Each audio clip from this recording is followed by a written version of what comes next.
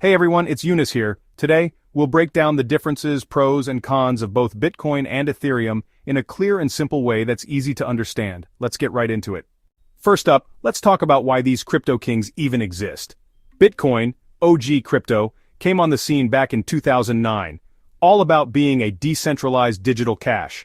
Think of it like digital gold. It's got that limited supply. People see it as a store of value, and it's all about those secure, direct transactions, no banks needed.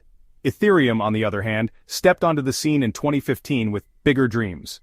To be this global open-source platform for all kinds of decentralized applications.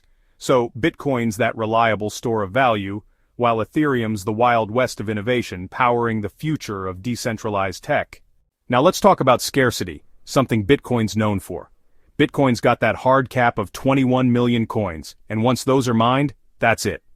This limited supply plays a big role in its value proposition, just like that limited amount of gold in the world.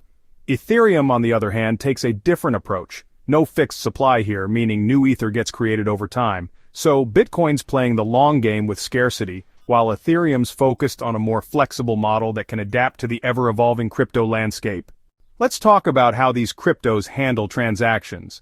Bitcoin, with its focus on security, takes a bit longer to process transactions. We're talking about an average of 10 minutes per block confirmation. Ethereum, known for its speed, processes transactions way faster, clocking in around 12 to 15 seconds per block. However, this speed comes at a cost, literally. Ethereum uses gas fees, and these can fluctuate depending on network congestion. So, Bitcoin's like a reliable but slow-moving train, while Ethereum's more like a sports car, fast but can get pricey to fuel up during rush hour. Under the hood, Bitcoin and Ethereum use different technologies to keep things secure and running smoothly. Bitcoin relies on proof of work, where miners use powerful computers to solve complex math problems to validate transactions and secure the network.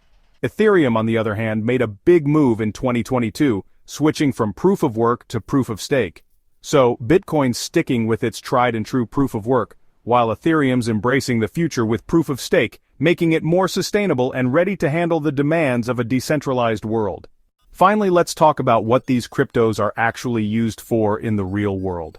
Bitcoin, with its stability and limited supply, is often seen as a store of value, much like gold.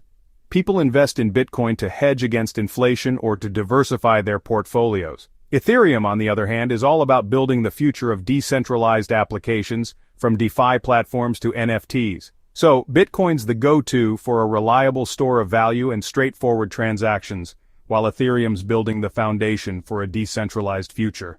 So, which one comes out on top? Well, it all depends on what you're looking for.